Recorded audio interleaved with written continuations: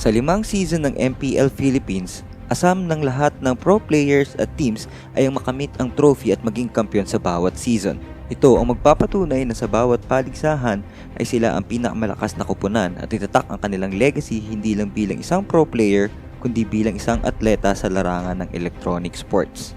May team na hindi lang nagawang makamit ito ng isang beses kundi dalawa. At iyon ay ang team ng Sun Sparks.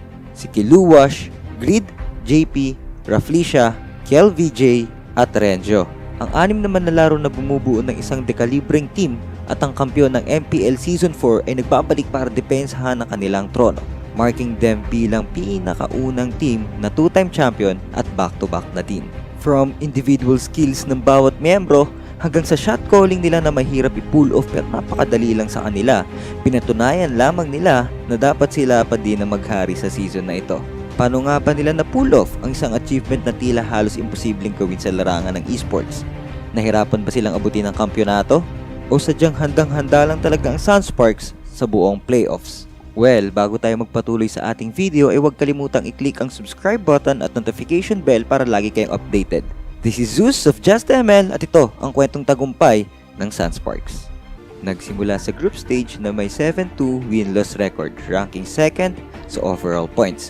Simply means, pasok sila sa playoffs for securing an upper bracket position para sa unang araw ng playoffs. At ang kalaban nila, walang iba kundi ang halos malatele-dramang ka-rivalry nila, ang Onyx PH. Nasimula ng araw ng Sun Sparks kalaban ng Onyx. Sun Sparks with a comfort draft composed of Kufra, Kari, Farsa, Cho at Kaja ay sobrang nahirapan sa aggressive draft ng Onyx consist of PNK, Hylos, Kimi, Esmeralda at Johet. Dahil sa napaka-aggressive na laruan ng Onyx PH, ang Kimi ni Wise ay siyang nag-dominate ng buong mapa. Kahit wala ng tore ang Sun Sparks ay sinusubukan pa din nilang kumapit sa laban. Pero sa bandang huli ay napersa ng Onyx PH ang last team fight at doon nalamangan ng puntos ng Onyx PH ang defending champion na Sun Sparks. Raflesia! Tinejector na dito pero nanakap. Oh my Venus, pulado na rin. Eto na ang ganti ng api. Manggagaling sa likod. Buong tropang Sun Sparks. Eh, kanya muna. Naiwan dito sa gitna. Si JP, they're able to take down Pop Immortality. Shot down si JP. I think this is it. 3 man down for the side of Sun Sparks. Take it for... Grabing game number 1. Sa game number 2 naman, JP using a Ling ay siyang naging sagot halos sa same strategy ng Onyx PH with the Kimi pick. Walang humpay na invade at clash ang naging strategy ngayon ng Sun Sparks. Hindi nila hinayaang makabuelo pa ang Onyx, which is force sila ng force palagi ng engagement mula early to late game man. Para itay ang series na to, now with the 1-1 scoreline. Bukas mag-alisin goal mga kaibigan, that is gonna be the unstoppable force onto this match. Si Wise, wala boy, wala rin DPS, Kelpie, siya yung drive in, come from that Esmeralda, yung Ling ulit ang napili ng Sun Sparks para sa game number 3. Pero this time may kasama na itong Angela ni Kel VJ. And there's an engagement na napakaswabe ng clutch play heart guard ni Kel VJ to JP's Ling. Overall, napagtagumpayan ng Sun Sparks ang Onyx PH sa una nilang series at nag-advance sila sa upper brackets kung saan nakakaharap naman nila ang Bren Esports. Ano yung sinasabi natin na knock-up coming from the side of Onyx PH? Ngayon lang ata nakakuha ng magandang position for the Jet Pundo. I mean, Wave the Dragon, si Iyak doon, pero hindi pa successful. Kanino ko pa hinahanap kung paano nila patutumbayin si JP? Eto na, upper bracket finals na. Huling pinto para makaabot sa Grand Finals. Nagpakita ang Sun Sparks sa kanilang series na handang i-secure ang kanilang slots championship laban sa top-ranking team ng MPL Season 5 group stages na Bren Esports. This is the third time ni JP for Aling and this time para tapatan naman ang assassin duo ng Bren Esports na Gusion at Lancelot. Hindi natinag ang Ling ng Sun Sparks at dito nakita ng Sun Sparks kung gaano nila kontrolado ang laro mula early game. So walang humpay na pressure galing sa Sun Sparks, samahan mo na din ang kill score na 15-7 at 12 minutes na ina-dominate nila ang buong laro para manguna sa series na to with a 1-0 lead. Ribo being zoned out by Grid, kaliwat kanan, Raflesia pinukpok ng kabayo, Prince Petit sa likod. Sabay bantay dito mga kaibigan, umikot agad ng Last Insanity papunta kay Coco sa likod niya. Torching back yung makaparpa dito para di na magayon. Swords of Revealing Light coming in from JP. Habol ka agad mula Few pero hindi. Kumulang nakakuha ng talon yung aking bahay natin doon. Habol mga membro ngayon ng Sun Sparks. There's the jumps coming in from Kelvin na binati ng patalim mula kay Few. Stun onto the short skin ka pa. Pahingi naman yan. Ladies and gentlemen, that would be it. They're slain there by the Hylos and JP is back. Bilang abot kamay na ang Grand Finals, aggressive draft pick ang pinakita nila dito with Abyssal Arrows showering from Grid Selena's pick. Sa kabilang banda naman ay pumili ang Bren Esports na mas stable na draft pick with Atlas, Valir, PNK, Tamus at 1-1 ni Carl Tizzy. Naging maganda ang simula ng Bren Esports at nakakuha nila ang mga objectives na gusto nila. Pero hindi nagpasindak ang Sunsparks at nagpakita naman ito ng mga crucial Abyssal Arrow shots against Bren Esports. Late stage of the game now in favor of Sunsparks nang mapaliit nila ang ginagalawan ng Bren hanggang sa hindi na nga kayang depensahan ng kanilang base. Moving forward ay nakuha ng Sunsparks ang momentum kontra Bren Esports leaving a 2-0 clean sweep.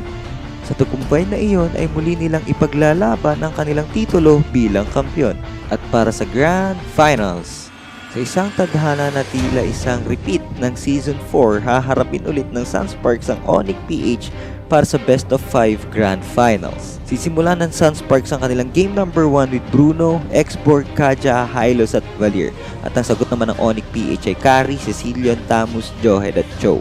Ramdam ng Sunsparks ang katinan lineup ng Onyx dahil sa halos walang katapusan na skill, spam at engagement na hindi sila nakarecover. Credit sa Cecilion at Tamus. Grabe. Hindi na sila pinahinga ng Onyx at pilit na tinapos ang game number 1 sa loob ng 11 minutes, gaining a 1-0 lead laban sa Sunsparks. Pira ka makakita ng ganun sa isang Cecilion, yung ganun yung initiation. Grabe man. Mas intrimitida pa kaysa kay Senyora, ladies and gentlemen. Silipin natin tayo doon. Si Kiluwas is also bleeding through. The damage mula dito sa Mad Blast ngayon ni Oh My V is too much. Jay flickered in. Hindi na correct yung kanyang ejector dito pero hindi na mahalaga yun. Look at the base. Nilang trabaho lang. Subalit nagbago ang tempo ng Sunsparks sa game number 2. Nagpakita na ang kimi ni Kel VJ at Kufra nila Felicia. Patience test ang game number 2 para sa Sunsparks. Hindi kumukuha ng labang alam nilang dehado sila while ensuring na tumataba ang kanilang kimi. Series tied to 1-1 with Kimi's KDA score of 11-3-6 plus a Maniac. Humapdit umaraw si Kel VJ dito. Gagawin na todo ni Jake kung ano pwede niyang ipagdepensa. Pero they can just focus on the third. Ginagawa ni Jake talaga makapag-wave clear, no? Yung walang minions dito. Pero may bagong minions! May bagong minions, mga kaibigan. And that's it. Game number 2 gives the revenge for Sunsparks. Para naman sa game number 3 ay nagstick ang Sunsparks sa kung ano ang gumagana at pinilit nila ulit ang Kimi at Kufra. Halatang gigil ng Onyx naman dito sa game number 3 with the team composition of Selena, Kari, Esmeralda, Johed at Uranus. Pero hindi ito tulad ng game number 2 na tila nagdodominate ang Sunsparks sa buong laro. Pantay na pantay ang laban at tumagal ito ng lagpas 35 minutes dahil na din sa disiplina ng parehong team na tila pinagdadamot ang match point sa laban na ito. Dito rin natin masasabing pang Grand Finals talaga itong dalawang team na ito. Nabasag ang intensity ng laro nang pumasok ang Onyx PH para i-contest ang Sunsparks sa upper left jungle area kung saan naman naramdaman ng Sunsparks ang advantage. This time lamang na ang Sunsparks with a 2-1 score against Onyx. And very awkward position here for the Esmeralda. Things are going south here, but Wise is able to get a free hit. But still, sinusukap yon ni Rafflesia. Rafflesia na kalahati boy dito. One-man ultimation na lang para kay Oh My Venus. With one game away from making history bilang kauna-unahang team na mag 2-time champion at back-to-back, ramdam ng Sunsparks ang tagumpay. Tumpik-tumpik at pinili agad nila ang Kimi Kufra for the third time plus a Natalia for Grid in response sa naging draft ng Onyx na Hanzo. Sa buong game number 4, isa lang ang naging tema, hanapin ang carry ng kalaban at alisin sa laro. Ito ang naging trabaho ni Grid habang pilit namang nagre-react ang Onyx looking always for Natalia. Nanatiling ganito ang tema ng laro hanggang late game. Nadehado na ang Onyx mula doon sa point na mabackdooran sila ng base turret ni Grid using a Natalia. Napatagal pa ng Onyx ang laro, subalit napaka-evident sa game number 4 na palaging na-maximize ng Sunsparks ang tactic na bait lord or fake lord. At dito na nakakita ng opening ang Natalia to do a segue while everyone's busy. Pinilit bumalik ng mga natitirang miyembro ng Onyx para depensa ang kanilang base pero wala eh. It was just too little too late. Si Jerman nandun! Si Green ngayon! Is there a minion wave? There is stop! Nag-reroll ngayon! Lar! Ladies and gentlemen! Teammate mo mismo tetanize sa'yo! That's an artillery minion! Last time dito the bird! Will that be completed? Isa tira, that's it! Ladies and gentlemen! With Green alone! History in the making ang naging panalo nila dito sa season na ito. Na sa loob ng 5 season ay may isang team na nanalo not only once, but back-to-back pa. Ang dating kinikilalang team bilang No Limit na noong MPL Season 3 ay 5th to 6th placer ay bumalik noong Season 4 at Season 5 with a bang.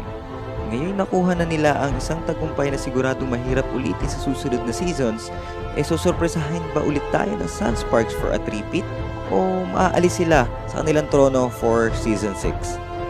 Pero sa ngayon, huwag kalimutang mag-subscribe at hit ang notification bell para lagi kayong updated.